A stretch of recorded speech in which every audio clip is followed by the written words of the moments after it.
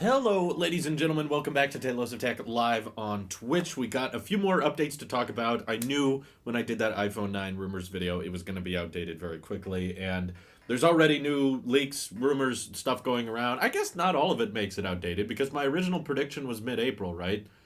I said that makes sense that they would wait till kind of the middle of the month because they don't appear to be doing like the product week launches like they have in the past where they do like one product each day. Sort of like the 16-inch MacBook Pro and the AirPods Pro, there was a good number of weeks in between them. Wasn't there like 3 weeks to a month in between those two? Hey, Krista, thanks for joining. Good timing. I was so bored. Welcome back. Thank you, everybody, for tuning in. I know there's a lot of bored people out there, so hopefully this can be slightly less boring than doing nothing. But I did just finish the next tech video. It's about Worldwide Developers Conference 2020 and just kind of diving more in depth into what's happening. And I realized after editing it that a lot of the software changes this year probably aren't going to be that big. I kind of hyped it up. I kind of like doing live streams before a video drops because it gives you guys a chance to see my thoughts on the video before, after it's done, but before you get to watch it. I'm kind of interested in that that little gray area right before the video goes live. And I was hyping it up and like, okay, Worldwide Developers Conference, we're getting new software. This is going to be really exciting. Can't wait for it to all come out. And I realized after editing it, like, actually a lot of the software is probably going to be kind of boring. The most interesting software will probably be on the iPad, which everyone's still talking about now because of the keyboard and trackpad support.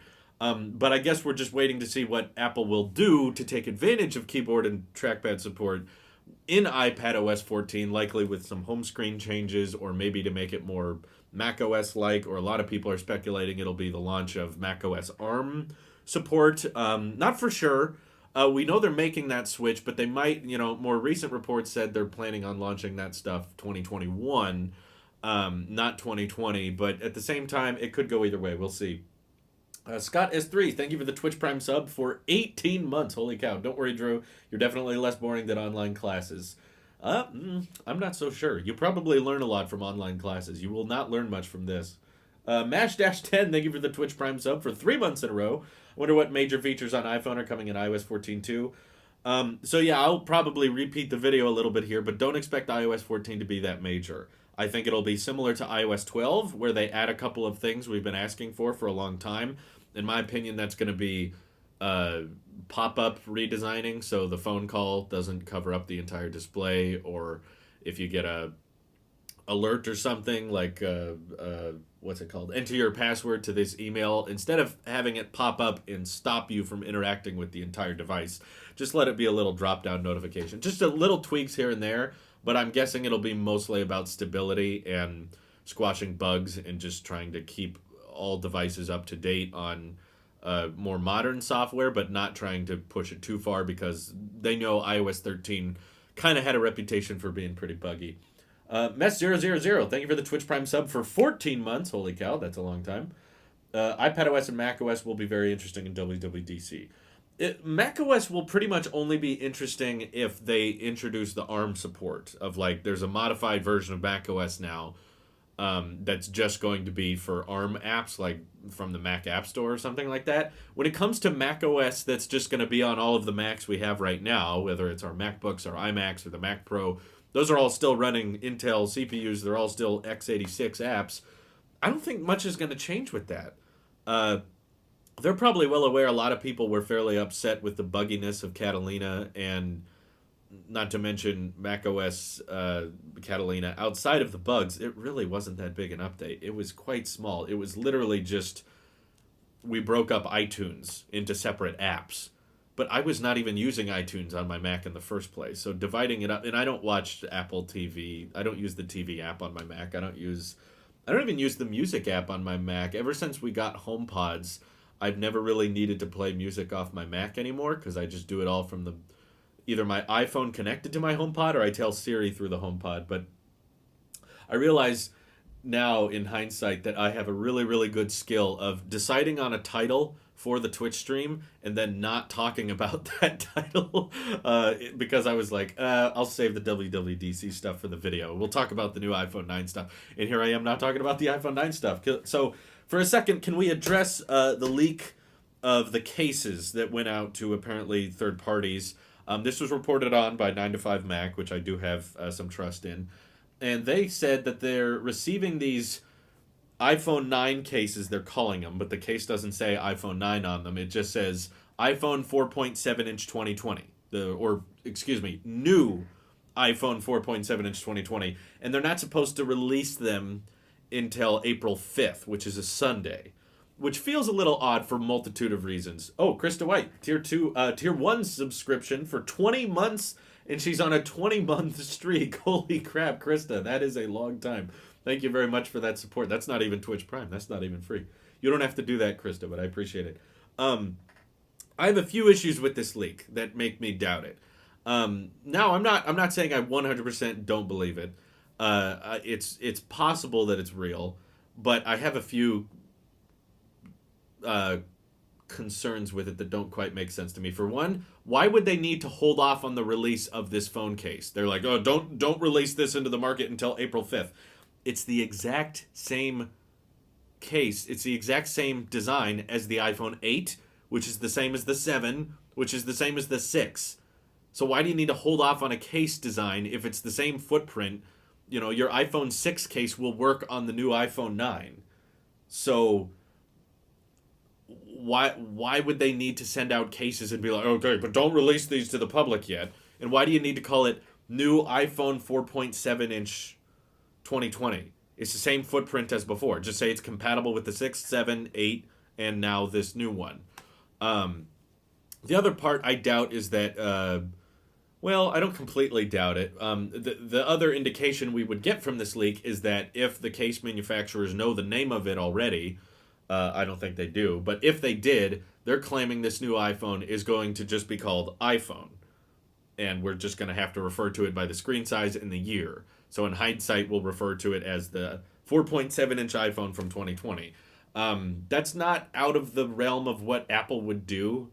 I feel like they would do that, given they do have an iPad, and we just have to refer to it as the 10.2-inch iPad, even though they have iPad mini, iPad Air, iPad Pro. The cheapest one is just iPad. So if they wanted to do that with the iPhone lineup, it would kind of make sense with consistency. The fact that, okay, we have iPhone 11, we have iPhone 11 Pro, we have the iPhone XR from last year. iPhone naming's already screwed up. So if you're trying to make like the cheapest, most accessible one, just calling it iPhone and refer to it as like the most basic iPhone, because there's no bells and whistles, so they're not calling it SE, they're not calling it 9, not iPhone SE 2, not iPhone Air, they're just calling it iPhone.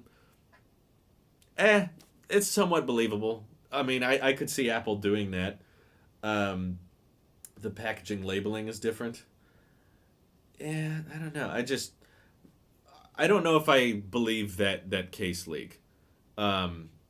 Especially given they're not supposed to release them until April 5th. That seems a little bit bizarre. But if that's the case, and they're not supposed to release them until April 5th, and that's real, then that could mean we could see an iPhone 9 launch as soon as this week.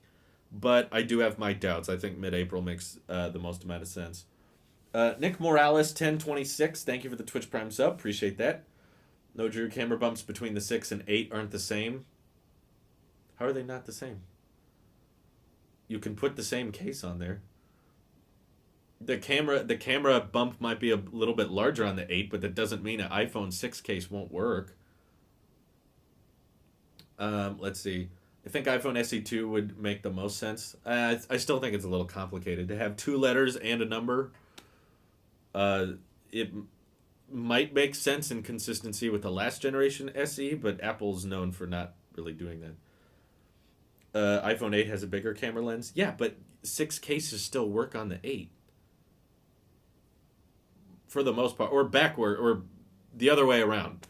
So maybe they made some iPhone 6 cases that are, the camera cutout is really, really small, and it doesn't fit the 8. But if you have an iPhone 8 case, it will fit an iPhone 6. I know this because my wife uses an iPhone 6, and her case would absolutely fit on an iPhone 8. I'm talking the other way. The new iPhone 8 cases will work on the 6, is what I'm saying. Let's see. Mouse calls it iPhone SE2. Yeah, but the case manufacturers usually do not get the name of the phone. I remember Olexar claiming that they had the iPhone SE2 case way back in 2017, and that didn't come out. Can we talk about how ugly the case that leaked was, though? That's the point about this time of year. Right before an iPhone drops, case manufacturers can really get a lot of free marketing just by messing up one thing intentionally. So it's not really a mess up. But all someone would have to do right now, if they're already selling and making iPhone 8 cases, all they have to do is accidentally, by complete accident, take off the 8, put in a 9, and boom, you're going to have a million eyes looking at your company's new phone case. And yeah, probably the majority of us are going to look at it and go, that looks stupid. That's a dumb one. But there might be a few people out there that are like, that case looks kind of cool. I should check out that website. And that's probably just what they're hoping for. But you could really easily get a ton of clicks if I was a case manufacturer and I wanted a bunch of people to check out my case. That would be a that would be a real easy way to get a bunch of traffic to your website. Just call it iPhone 9 on accident, and it's the exact same footprint.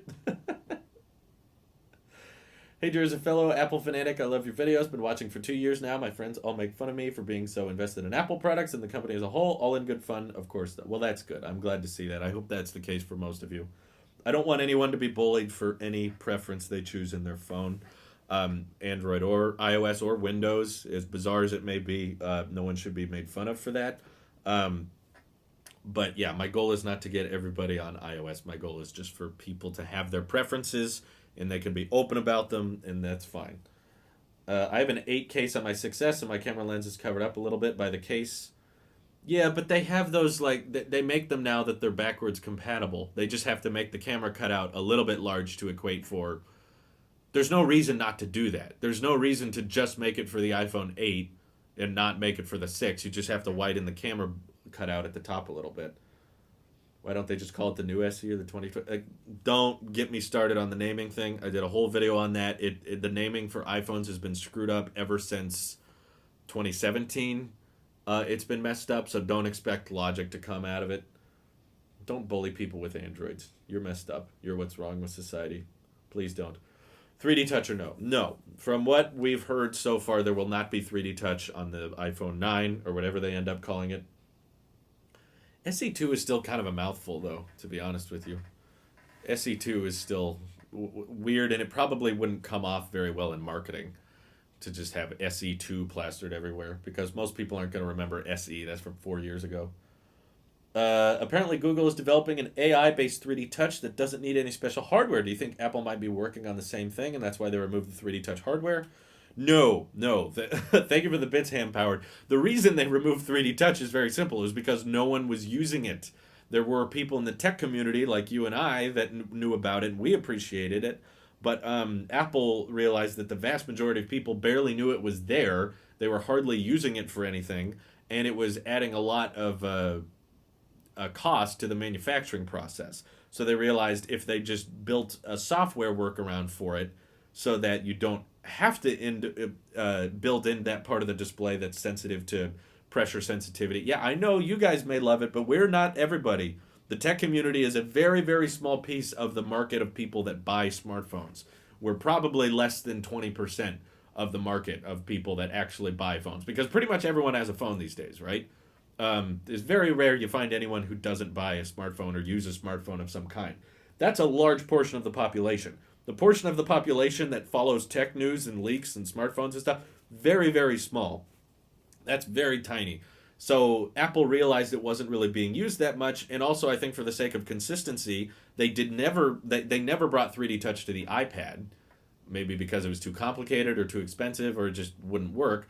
So that was kind of creating an inconsistent experience across the iOS operating system, because you were having 3D Touch on the iPhone, but long press on the iPad. And once they introduced the iPhone XR, that didn't have 3D Touch. It sold like crazy. Everybody bought it. Everyone loved it. They realized, okay, we can remove 3D Touch and still have a great selling phone.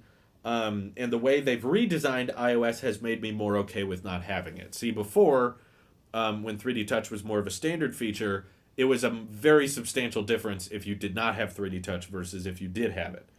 Um, Whereas with iOS 13 and the way they've designed haptic touch and long pressing now, the reasons for having 3D touch are very small. It's very tiny differences, and I do not miss it. I thought I would back when we were on iOS 12, but just for the sake of a consistent experience between iPad OS and iOS, removing it just made the most amount of sense. And given they were able to make as many improvements as they did with the 11 Pro as they did, and keep the prices the same, uh, all they had to compromise on was removing 3D touch. I think it was well worth it. I think it was a good call. Um, let's see. I'm sorry you miss it, Ham Powered, but I don't think Google adding it using AI to determine, like, I know people had speculated on that possibility, like being able to detect when someone was pressing harder and how the touch layer responded differently when you press down your finger a little bit more than just a long press. So I could see how you could use AI to try to detect pressure sensitivity, but I don't think that ultimately the the production part of it was the main reason. I think the main reason Apple moved away from it was just because they knew people weren't using it. So even if they found a way to use artificial intelligence to bring back 3D touch without the 3D touch hardware, I still don't think they would do much with the software about it because people wouldn't notice the difference. Um, let's see. I know, Ham Powered, you're not everybody though. I apologize. It's not how it works. Why can't Apple just do what Vivo did with the next dual display, put the Face ID sensors on the back, built into the camera module, and have a screen on the back with a full screen on the front? Well, probably because Apple has to mass produce these phones and the next doesn't. They don't have to sell them in that massive quantities, and there's a whole list of issues with doing dual displays on phones. It screws up the back and it makes it more expensive and harder to repair. Um, it's not that simple. I wish the iPad had a taptic engine though. Every mobile Apple device has one except the iPad. Is that true? Mobile device. I guess yeah, the trackpads are on MacBooks have haptic feedback, I suppose.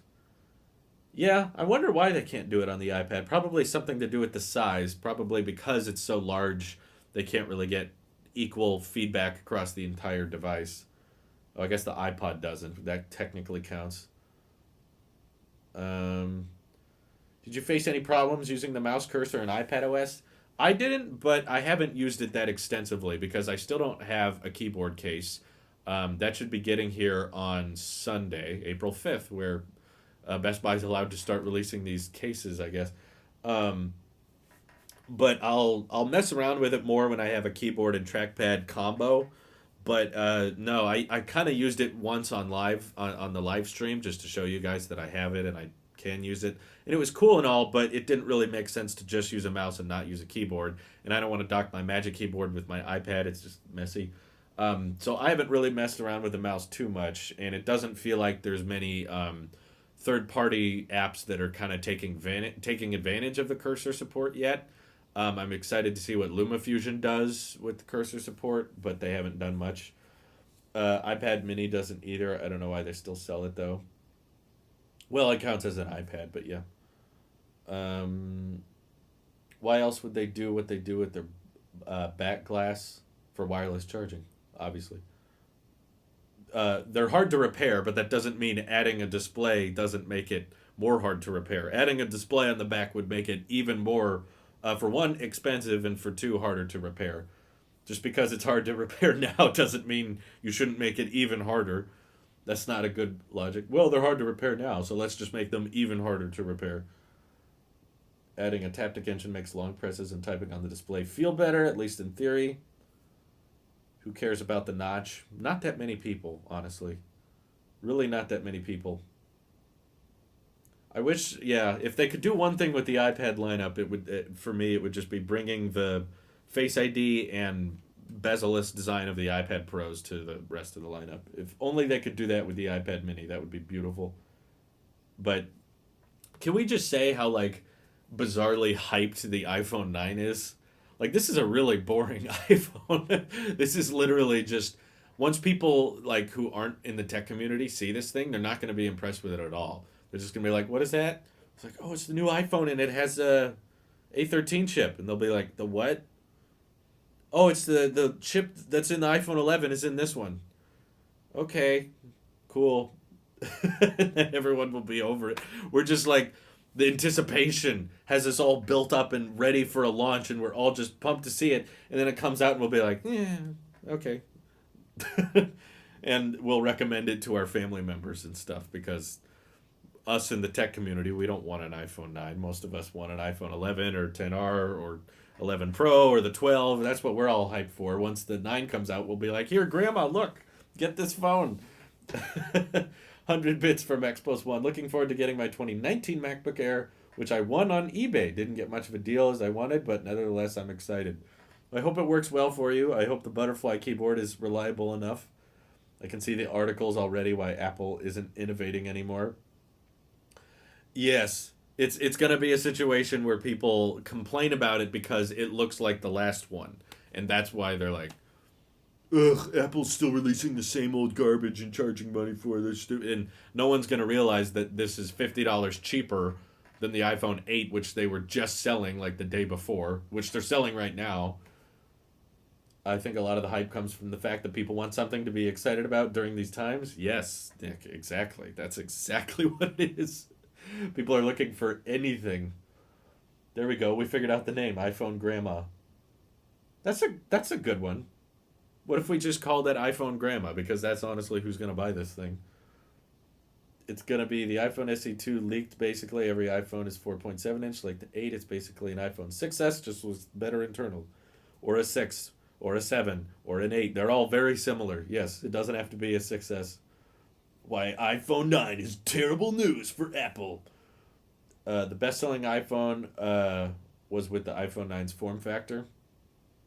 Yeah, because I guess the 6 sold pretty well. That's true. Vivo does not make much of a profit on that, no. And the Vivo Next dual display is a much lower quantity item than the iPhone is. So it's not as easy to make an iPhone adopt a feature as it is something like the Vivo Next because they know they have such limited quantities in the first place. Um, I've heard lately it might be 449. Where? Let's hear it. Let's hear it. Why? If it's the iPhone 8 is 449 and they're removing 3D Touch but updating the CPU. The original iPhone SE was also $400 when it first launched and it had the iPhone 6S hardware. So I think that's why people are expecting, recycled design using the internals because the bulk of the cost of making an A13 chip is done in research. Once you're mass producing the A13 chip like they are right now with the iPhone 11s, the bulk of the cost has been done. Now you just need to transport those chips into something cheaper. That's why it's very cost effective for them to price that iPhone so low. So I buy the $400 rumor. Sounds right to me. People get angry when Apple tries to innovate by doing something that people don't like initially, but then people get disappointed at Apple when they listen to customers because they look at it as if they don't innovate anymore. Yeah, correct. They cannot win. No matter what they do, it's either they're going into new stupid directions that no one wants that they'll eventually use, like AirPods is a good example, or the Apple Watch. When the Apple Watch came out, everyone said Apple's dead. Steve Jobs never would have released this. This is going to flop. Apple doesn't know what they're doing. Same thing with AirPods. AirPods are a joke. They're too expensive. They look stupid. No one's going to buy these things. Both of which ended up being tremendous success. It was 9 to 5 Mac. Yeah, not recently. Um, yeah, I mean, I don't know about trusting the individual date rumors because like all of them are saying this could change. This might not be it. This is what this is what it could be, but things might. It's like then why even report it at that point? Uh, Never discount people's willingness and need to impress others. Okay, I won't do that. My mom recently upgraded to the 11 and then 6S later dropped it and shattered the glass on the front. The display was fine, but the glass was destroyed. Oof, not good. Are you going to get the iPhone 9 for Louise? She doesn't want it. Believe me, I've brought it up so many times. I'm like, honey, because her iPhone 6 keeps filling up with storage and the battery keeps dying on her all the time. And I was like, we should get you the 9 or the SE when that comes out. I was like, you want me to get that? We can keep it. We can trade in your 6. Maybe get $2 off the iPhone 9 with the trade-in value. And she's like, nope, I'm not getting a new phone. She's stuck with the 6, and she's committed to it like a marriage, which I appreciate. Um, but no, she still has the 6, and she's determined that she will use it until it is completely and utterly unusable. So that's where she stands on it right now. I've offered to get the iPhone 9 and let her keep it several times, but she's still not interested. I will buy it to review for sure, but I'll maybe even put my SIM in there just for fun, just to because not much is going on right now. If the iPhone 9 comes out, why don't I just swap my SIM in there and use that for a while, go back to the old style, smaller footprint, and just kind of give you my feedback on it. Just give you a new perspective of like, wow, I went from a 6.5 inch display to a 4.7 inch display, and this is my opinion on it. No, the iPhone 9 is not getting USB-C. It is literally identical to the iPhone 8. The only change design-wise might be the Apple logo might get centered, but that's still a might. It probably won't. Um, what if someone is willing to gift an iPhone to you guys?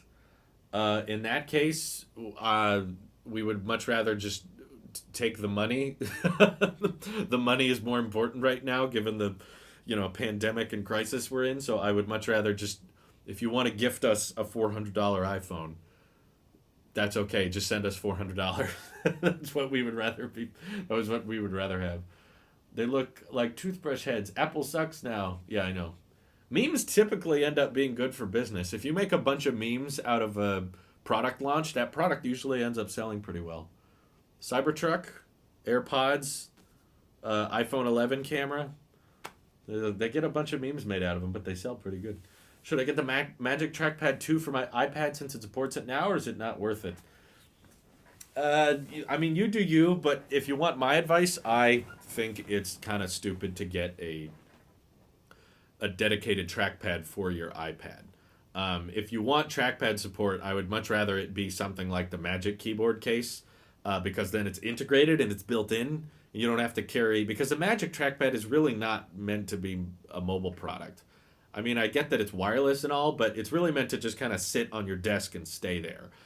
Some people may disagree. Some people may like taking the Magic Trackpad with them everywhere they go and just packing it around with their iPad, but I find that cumbersome. I wouldn't do that personally. So if you want regular and easy to access mouse support on your iPad, I would just say wait for the case. Or there's already some third party keyboard and trackpad cases coming out for the iPad Pro I've seen that look decent. I'm sure they're not as expensive, and they probably don't use the smart connector. But no, I the Magic Trackpad's expensive too. That's like $130 or $150, isn't it, for the Space Gray version or something like that? So um, I have the Pro 10.5 inch, so I can't use the Magic Keyboard. No, yeah, I don't know. I still think that's money you could just save towards your next iPad. To spend $130 or $150 on on an older iPad, I don't know. To answer everyone's question that everyone has a bizarre amount of interest in, I have not decided on whether or not I'm keeping the 11-inch iPad Pro. What I'm doing right now is right here. What I'm doing right now is I'm trying to exclusively use this. I think it was Michael in the Discord or something who recommended it to me, or maybe it was on a Twitch stream or something, but someone said, don't use the 12.9-inch iPad, which the only times I use it are for like the podcast recordings, because it has the folio cover so I can stand it up. And occasionally I'll do a video thumbnail on it because it will have like pre-existing over projects that I need access to. But for everything else, I'm using this, whether it's social media, using Twitter and Discord, email, talking to people, browsing the web. I've been using this for literally everything except a couple of work-related things that aren't very often. That's probably like 10% of the time I'll go back to the 12.9-inch. But for the most part, I have just been using this, and my goal is to hang on to it for probably the rest of this week. And at the end of the week, suddenly just switch back to using the 12.9-inch iPad for everything and see if I missed it, or see if I feel like, oh, this is so much better, or see if I want to go back to the 11-inch. So basically, I'm throwing myself completely into this one for day-to-day stuff, and then at the end of the week, I'll see if I missed the 12.9 inch. And yeah, I've got a few days. I've got about a week left to decide. Um, but yeah, there's been a bizarre amount of interest from the audience, which is interesting. The Twitter poll was very divided. I think it was like 52% said keep this one, which is funny given the majority of audiences are like, no, don't get the 2020 iPad Pro. Just keep the 2018 one. You don't need to upgrade. It's so small, it's so incremental. But then if you ask them, hey, should I keep this? They're like, oh, yeah, you should keep it. I'm like, didn't you all just say this one isn't worth it and you should just keep your 2018? Well, if you already have one, though, then you should keep it. Thank you, Pro-Am fan. I appreciate the observation and the penny. Have you ever wondered just how many Apple product boxes you have? Too many to count. I know that. It's gotten beyond that point. But I do know I have about 80% less than I used to have because when we moved out of the big office, I threw out most of them. I didn't throw out the rare ones. They're like original iPhone and iPhone 3G boxes. Like, I didn't throw out those. I just threw out the things I had like 10 duplicates of. Like, I had 10 9.7 inch iPad boxes that I was like, okay, I don't need 10 of these things. It's getting ridiculous. Or I had like 12 AirPods boxes. I was like, I don't need 12 of those. So I threw out a bunch of stuff when we moved out of the big office. So I have significantly less than I used to have. Do you have a background in IT? No. I have a background as working at a Mandarin ranch. That's about all I have a background in. Should I buy the 2017 iPad Pro 10.5 inch refurbished by Apple? I'd be using it for watching TV and editing YouTube videos. If the videos aren't power intensive, I'd say sure, they could probably get the job done. I'm sure that's, if it's refurbished by Apple, it's probably a decent price. If you don't care about Face ID or gesture control and you're happy with Touch ID and the home button, I mean, it'll look a little dated. And it probably won't get updates as long as an iPad Pro, but sure, yeah, I mean, it can handle basic YouTube videos fine. It could probably handle 4K videos fine. If you were doing like multiple 4K at 60 videos on high-end cameras, maybe it wouldn't be great, but you should do some productivity tasks to see if the 11-inch doesn't hinder your ability to do work on your iPad. Well, I have done a lot of work on this iPad, so I know it doesn't really hinder that ability. I've done video thumbnails on this. I've managed my channels off of this. I've added published videos and managed the Discord and Twitter. It doesn't feel super limiting, but I just want to see if my interest in the 11-inch form factor is because it's new to me and I'm just interested in it because it's different, or if it's actually better for day-to-day stuff than the 12.9 inch. Do you think the 5.8 inch iPhone 11 Pro is still good even though you have the 11 Pro Max? Yeah, there's nothing wrong with the 11 Pro. I mean, the 11 Pro is a great phone. It's just I have big hands, so I would rather have the larger display possible. So yeah, that's why I go with the Pro Max. That and battery life. I also like having the best battery life possible. Apple have stopped the 2 iPhone per customer thing. Are they expecting a huge influx of iPhone purchases?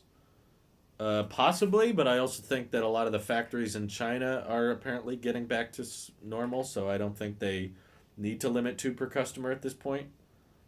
So maybe that's why they're doing it, but I don't know, could be wrong. I'm never using a keyboard on the iPad Pro because in my opinion, touch only is the future.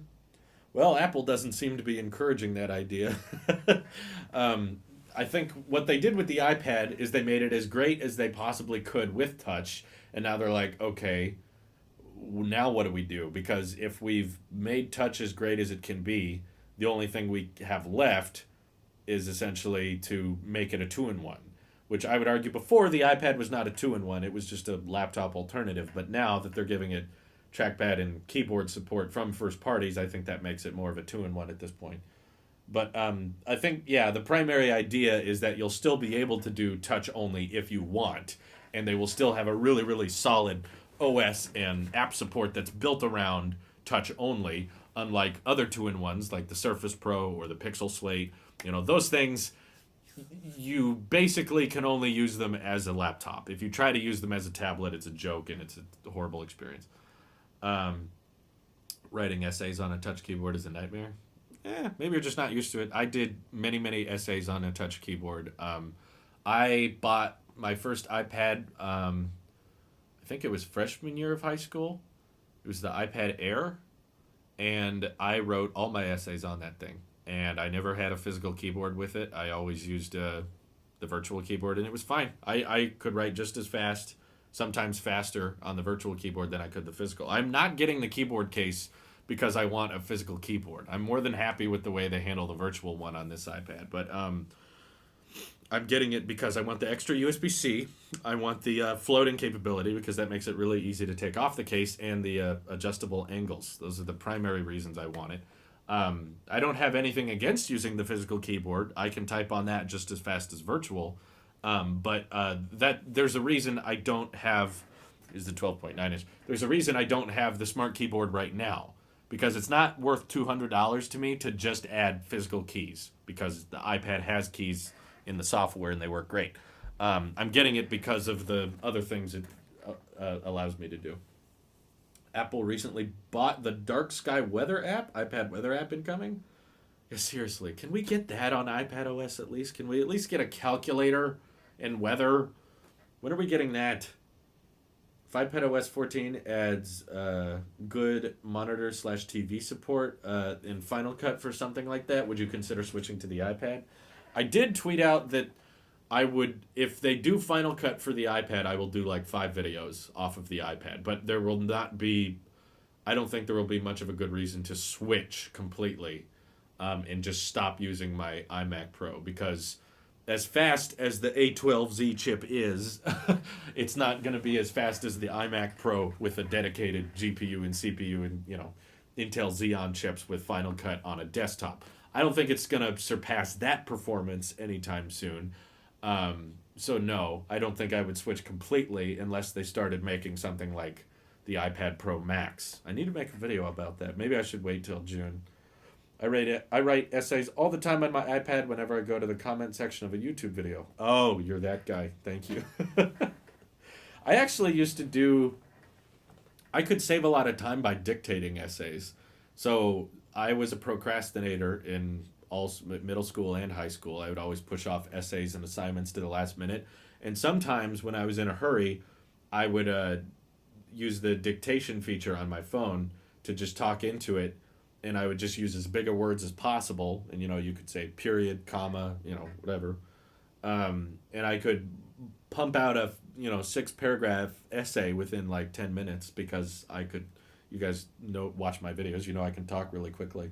But yeah, I knew all the tricks. I utilized all the iOS tricks I could when I was in school at the time. And I got decent grades on them. Because a lot of the time I knew how to say certain words, but I didn't know how to spell them. So it just made more sense for me to say them out. That was just, saved me a whole lot of time that way. Seriously, though. Weather app for the iPad. I was still confused by that the other day. I was using this and I was like, oh yeah, is it going to rain today? And I was looking around for weather and then it clicked. I was like, it still doesn't have it. It's a widget. You can have it as a widget and you can search it in the spotlight. You can just search weather and it will tell you. But if you tap it, it takes you to weather.com. Why? After 10 years of the iPad existing. The other thing they should do is a overlay app. Like if you could run calculator in a window. That would be fantastic. I don't know why they haven't done that yet. There's been enough people asking for it. I feel like they have to. They have to add that, right? There's barely anything else they can add in iPad OS. We got external drive support. We got mouse support. There's very few things they can add left. The external monitor support is a big one. I agree. That would be super helpful if when you plugged in a monitor to the iPad, it didn't just mirror the display in 4:3. But would you switch to iPad instead of MacBook 16-inch in like a year if iPad Pro Max Ultra comes out? I don't know if iPad Pro Max will surpass the 16-inch MacBook Pro in performance or have the storage options I'm looking for because I do plan on getting a 16-inch MacBook Pro pretty much whenever they update it next. I feel like it's a little bit late now because it dropped in October, right? Was it October? Man, I can't remember. Okay, I think it was October when it came out. So that was October, November, December. We're now, like, approaching April. There's an ant in here. How did he get here? Oh my god. I hope we don't have ants. There's just one. He was hanging out on my Tailosive Power wireless charger. You put the charger, Apple Watch charger here. This is really cool. It was sent by a fan. He sent with it like custom packaging as well. There's an ant crawling on it though. It's cool. I love this thing. If you're still watching, I think his name was Aaron. If you're still watching, Aaron, thank you for sending me this. I still have it. Yes. Um, if they I'm still planning on getting a 16-inch MacBook Pro as soon as they do like a not over the air website refresh. Like they just update the CPU or the GPU, which I'm sure they will do at some point in 2020. Oh, it was November. Okay, so it's not that long ago. But the next time they update it, I want to get something like at least 2 terabytes of storage. And the iPad Pro currently maxes out at 1 terabyte. I also still kind of need like four. I need 4 Thunderbolt 3 ports, and I don't think they're gonna make a 16-inch iPad with 4 USB 4 ports on it anytime soon. That'd be cool. But I honestly would be fine with going much higher than 2 terabytes. If I could get one with 4 terabytes or maybe 8, because I just filled up my Samsung SSD that I got for pre-ordering the Galaxy Fold. I filled that thing up. There's only 1 gig left on it, so it's in here because I unplugged it. I don't need it anymore. It's filled up, all just with episodes, completed videos. It's not even B-roll. It's not even like footage of episodes. It's like the finalized copies. That the only reason I keep these is in case something happens to YouTube and I lose all my old videos. But yeah, this thing's filled up, so I either have to buy another external SSD or whenever I get my 16-inch MacBook Pro, I think I want to go with the 8 terabyte option because I would eventually fill it up. Did you see where Apple just bought Dark Sky? No, I mean I heard they bought Dark Sky, but I didn't see where. What products out there that uses USB 4?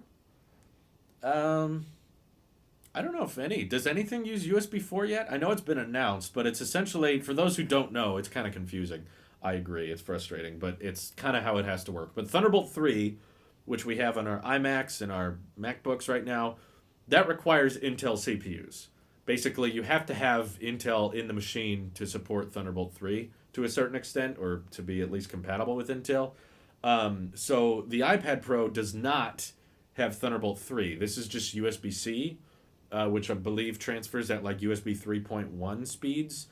But what USB 4 is essentially the same shape as USB-C, the same speeds as Thunderbolt 3, but it is universal and open source, which means you don't need Intel CPUs. You don't really need Intel to be part of the processor, part of the machine to have USB 4. So that's why I bring up USB 4 is because they could add that to the iPad and not need Intel. They could still keep using their custom Apple-made CPUs in these things and get faster transfer speeds. That's what USB 4 would allow.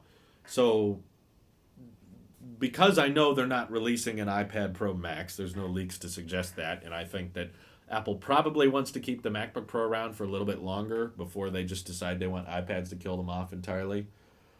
Just order the Galaxy Fold 2. I'll get another SSD. That's not a bad idea. You should always reserve Galaxy Folds because they might cancel on you and you'll get some perks out of it. What is your favorite iOS 14 rumor that you've heard confirmed? I don't know if we can consider anything confirmed until Apple says it. Probably the closest thing to a confirmation is I think Craig Federighi responded to someone saying that in iOS 14 they're going to make the phone calls a drop-down option and not take up the entire display.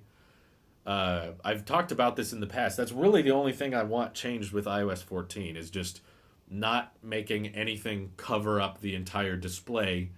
Like, it's ridiculous that with the iPad, which is becoming more and more laptop-like, when you do, like, when you activate Siri, it has to cover up the entire display. See, I haven't even turned on Siri. That shows you how little I use. I use Siri on the HomePod for everything, not the iPad. It should just be like, why can't it just be like the Mac, where it's a little notification slider that either drops down or comes out from the side and just starts, Siri should behave in a window like it does on the Mac. And I, to an extent, feel like Siri should not take over the entire display of the iPhone either. It should just be a little drop down menu that starts listening and will let you, like, Siri should be able to answer questions and tell you things while you're doing other things on the phone. That's all I'm asking for. Why isn't anyone other than Apple using the smart connector? I could be wrong, but I believe the new smart connector on the 2018 iPad Pros and newer, I don't believe that's open source. I think that Apple decided this is going to be proprietary and third parties can't use it. I believe I read that somewhere. So I think that kind of sucks in my opinion. I wish they would make this open source, because if other accessory makers out there could make iPad accessories that just, magnetically dock and connect like that, that would be fantastic.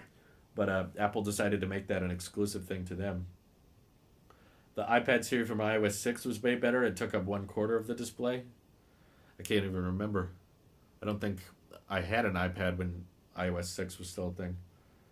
I would really like a redesigned notification view for iPadOS. It feels kind of weird that on a huge display they have a small centered list in the middle. Yeah, iPadOS still has some bizarre attachments to iOS, and they really, given they've separated the two now, should make iPadOS better utilize the display real estate it has, and not make it so much like iOS. Do you think Apple will add something like Final Cut / Xcode and maybe monitor support to iPadOS? I want them to. There's no leaks or evidence to suggest they are, but I want them to.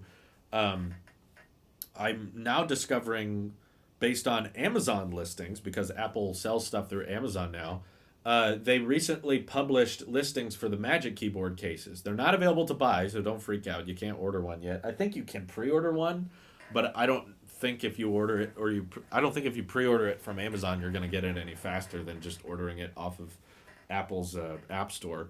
But on Amazon's website, it says the Magic Keyboard case will be available May 30th, which got me really depressed, because when they said it was coming in May, I was kind of hoping that meant like probably early May or mid-May. But now that Amazon's claiming it's not going to be available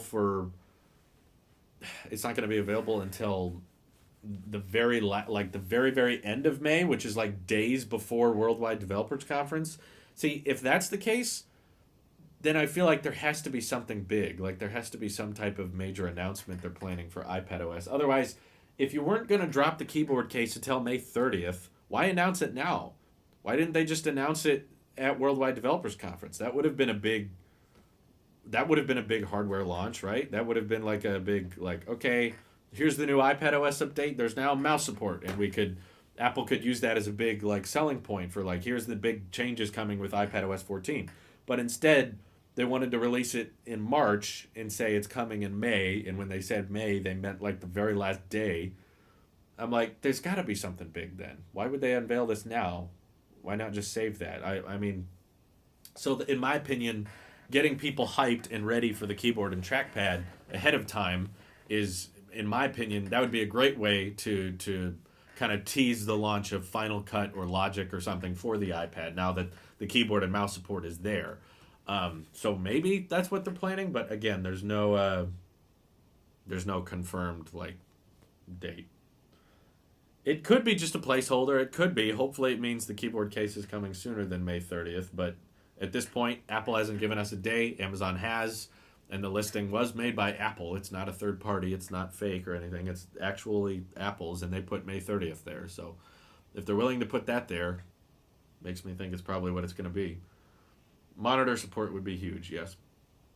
Do you think they'll add some sort of true multitasking to iOS 14? I don't think so. I think if you're just talking about what the iPhone gets, we're not talking about iPadOS 14. We're just talking about to the iPhone. I'm full on expecting iOS 14 to be a bunch of minor changes. I think it's going to be mostly about enhancing software support, and like everything that every device that got iOS 13, I think will get iOS 14, and it's going to be like a repeat of iOS 12. There's going to be a few nifty features like the phone call being a notification and not taking up the whole thing, and notifications being thought out a little bit better. slight redesigns for native apps here and there, but for the most part, I think it's just going to be about stability and trying to squash bugs and just trying to make a solid update that's not too crazy and over the top. And that does not include things like split screen multitasking on the iPhone. iPadOS multitasking needs a redesign. I'm tired of having to go to the home screen to pick an app. I can't just put all of my apps on the dock, Apple. Yeah, maybe. I mean, is what people want Windows support? You basically just want to turn it into macOS at this point? I've seen a couple of concepts for multitasking redesigns, but none that are super easy to understand. I just want the window and window function that get you from YouTube Premium. That you get from YouTube Premium? What do you mean? Is there a YouTube Premium function that gives you window and window? Picture in picture on the iPhone would be nice. Yeah, I mean, a lot of people have been asking for it for a long, long time, for years now. But whenever I tried picture in picture on Android phones, I never liked it. It always felt like it was in the way because you don't have that much screen real estate on a device in your pocket, even a big one, even like a 6.5-inch display. And every time I did picture in picture on an Android phone, it felt like it was covering up something I needed to get to. So I was constantly having to move it out of the way. It's like, crap, man, move it over there, move it over there, move it over there. So I wouldn't use it, but I'm not against the option. So I'm fine with you guys wanting that. And if they added it, I wouldn't be like, dang it, I hate that. I'd be like, okay, fine. It's great. Now the people have the option, but I wouldn't use it. Michael, thank you for the Twitch Prime sub for 19 months. Holy cow. Hello, made it into a stream before the stream ends. Yeah, we only got a couple minutes left, but yes, we're still going. When you get the 16-inch MacBook Pro, are you going to sell your iMac Pro and connect your MacBook to your monitors? No. What I will do is I will sell my Mac Mini, which I'm live streaming with right now. I will put my iMac Pro here, and it will become a dedicated live streaming station. And I will probably put my MacBook Pro over there and connect it to monitors when I want to edit at my desk, and then obviously I can unplug it whenever. Also, May 30th is a Saturday. Apple never launches on Saturday. I wouldn't say it's impossible. It's not really a launch. It's just taking something from being announced to being available. It's possible. Also, yeah, that's something else to keep in mind. Even if Apple allowed picture-in-picture on the iPhone, you couldn't do it with the YouTube app because Apple allows picture-in-picture on the iPad, and you can't do it with YouTube on here. So YouTube doesn't want that to be an option on the iPad. They more than likely wouldn't let it be an option on the iPhone. So that's really a bigger issue. There's multiple things getting in the way of that, and it's not just Apple. I have a feeling that while iOS 14 will be an iOS 12 kind of thing, iPadOS 14 is something exciting. I think there might be some home screen redesigns because 9to5Mac reported that there would be more of a list view instead of the current home screen layout, and I think that applies to the iPad. I think there's not much of a list view. There probably won't be much list view coming to the iPhone, but maybe something that makes the iPad more macOS-like. I know this is not Apple related, but I think the Model S will get the Model X automatically front opening, but not think. Okay, you got to read these things before you send them. Otherwise, you just slap a bunch of words together and throw them at me, and then Drew will figure out what I meant by it. I wish the Model S would get the opening doors the Model X has, but it probably won't. What is a list view? I don't know. Ask 9to5Mac. They're just saying the home screen is getting redesigned. When Apple buys a weather app before adding a weather app to the iPad. Yep, we talked about that earlier. I'm guessing we will see the iPhone 9 tomorrow, being they seem to be doing these launches on Wednesday based on last week. I wouldn't say it's definitely tomorrow, given we're getting sources now claiming it's not going to be announced till like April 15th, tax day. It used to be tax day. Now tax day has been pushed to July 15th. Arcost03 says he subbed with Twitch Prime a few days ago. Glad to support. Thank you, Arcost. Appreciate that. Thank you. Which software do you use to record desktop audio on OBS? I forget. I think it's called something like Soundflower. There's some type of plugin you have to do. It's not that complicated. Just go on YouTube and search like how to capture desktop audio on OBS, and some guy will walk you through it. Nobody will believe it because it's April 1st. Yeah, that's why I thought it would probably be a bad day to announce anything tomorrow. Can I just say for the record, I'm not going to do any April 1st pranks, okay? Just not saying that to hype you up, or I'm not saying that to deceive you or anything, but I hate April Fool's Day. I always have. And I'm not going to release videos that aren't real or aren't happening just to fool people, because it's the most frustrating thing in the world where you just like open the news and you're like, well, can't believe anything today. If anything is announced or if anybody claims something is happening, you just get to write it off as April Fool's. And I'm like, does anyone enjoy this? Does anyone like getting their hopes up or getting excited for some announcement and then going, oh, that wasn't real? How fun. This is so exciting. I know they're founded on April 1st, but that doesn't mean it's a good day to release products on. If anything, that should be like just a web refresh of like Apple celebrates, 36th anniversary or something? What are they on now? No, not 46th. How many years will Apple be old? I'm just saying there's going to be a ton of YouTubers that drop April Fool's Day things. Like there's going to be a bunch of people that are like, COVID-19 has been cured. You can go outside now. Or people are going to be like, Air Power is available now. Check out Air Power, and everybody, it's finally available. Or the iPhone 9 just dropped, and it's like, and it won't be true, and it's just going to annoy the crap out of me. I hate April Fool's Day. It's annoying. You seem kind of tired, guessing that you're just being affected by the virus, given you're such an outsider. I'm sorry if I come across as tired. I'm really not. I'm pretty awake, and I've got a lot of stuff to make today, so sorry if it comes off that way. When do you think Apple will release the AR glasses? Man, that's so hard to predict. We thought they were coming out into last year, and it turned out to be way off on that. We got lots of leakers claiming that they were going to start mass producing them, and they aren't. And I'm sure the crisis is not helping with that timeline, so I don't even know anymore. I just feel like AR glasses are going to be huge when they're available, but Apple wants to make sure they get them right, so it's probably not going to be soon. I doubt it'll be this year. Which is better, iMac Pro or 16-inch MacBook Pro? Oh, come on. They're totally different things. It's good. Apples and oranges. Do you play any video games? Not lately. I played a lot of... I enjoyed Minecraft. When I was younger, I played a lot of Counter-Strike.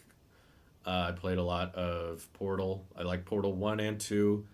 What else did I play? I played Skyrim a little bit. I played...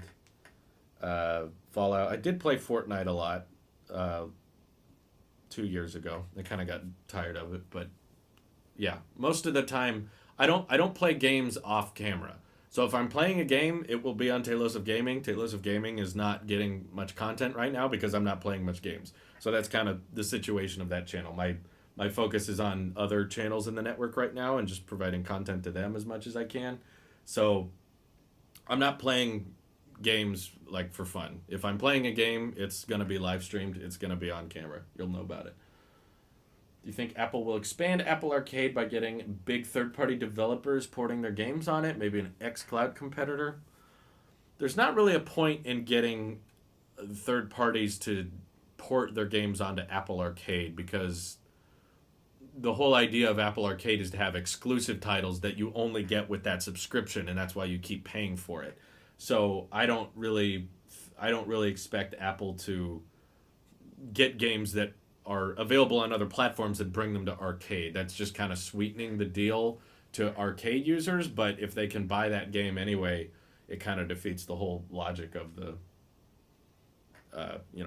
the services model.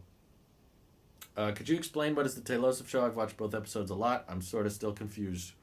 It's a comedy web show, which is what the Tailosive main channel is. It's just comedy skits, basically. And it's satire. It's not real, but they are scripted. And it's basically just trying to come up with a story that we can base in reality and hang our jokes off of. That's essentially all the Tailosive Show is. It's basically like, okay, what if Drew decided he wanted to make a Tailosive News channel and Wyatt was the host?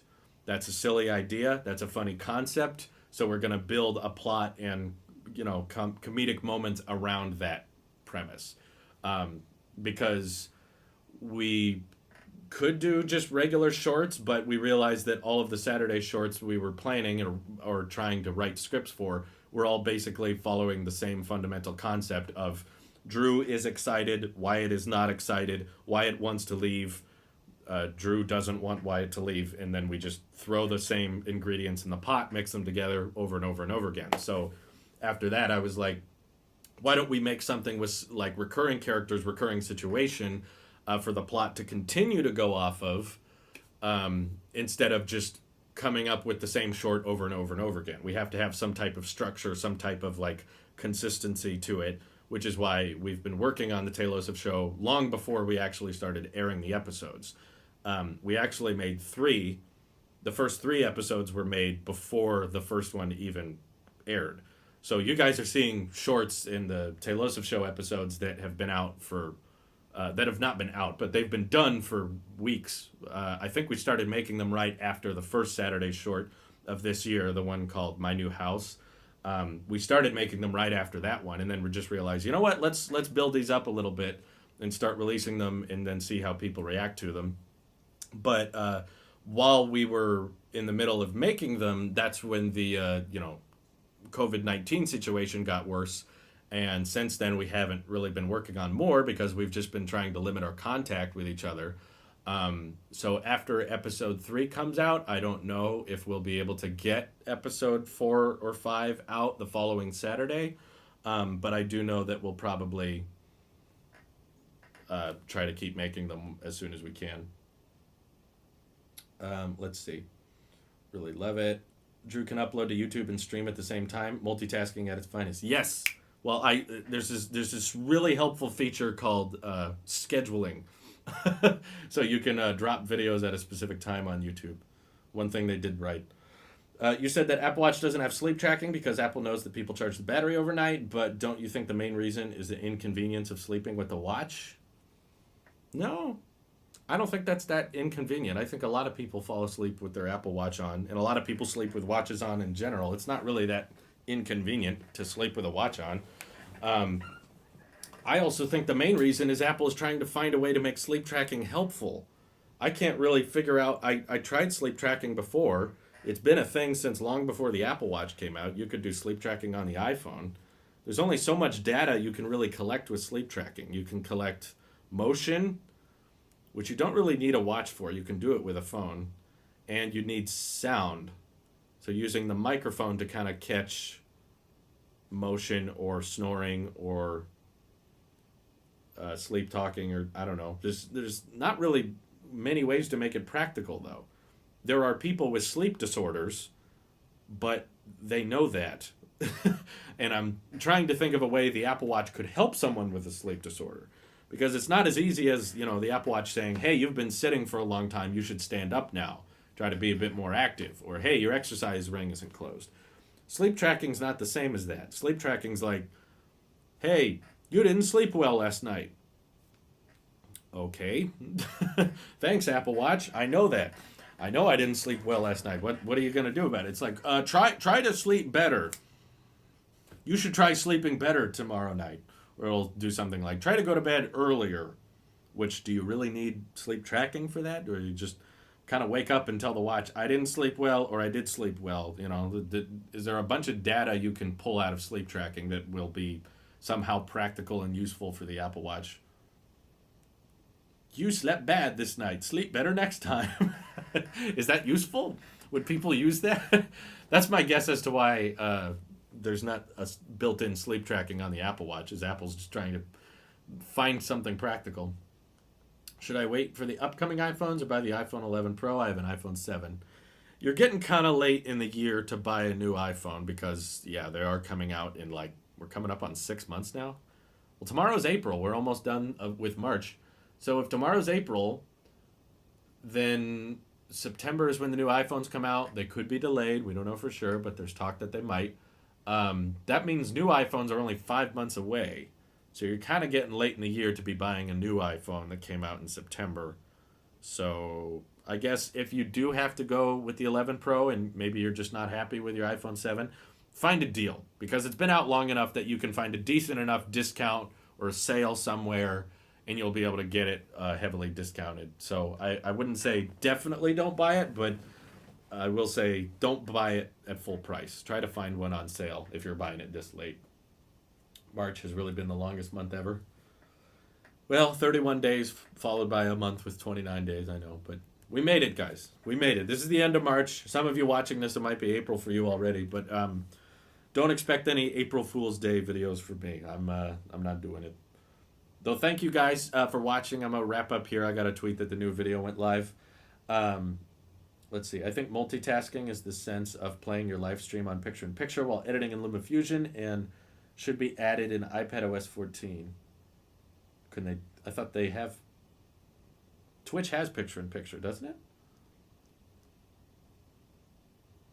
Yeah, Twitch can do that. So you can already do that. You don't need to add that in iPadOS 14. Anyway, thank you for the bits. Thank you for the Twitch Prime subs. Appreciate you all very, very much. I will chat with you all later. We made it through We made it through March, guys. Congratulations. Oh, also, FYI, for those who don't know, if you want to watch the Taylosif podcast in video form and you don't want to listen to it in audio form, we just started a Taylosif podcast YouTube channel where we're uploading our group FaceTime screen recordings of us for the Taylosif Tech and EV podcasts.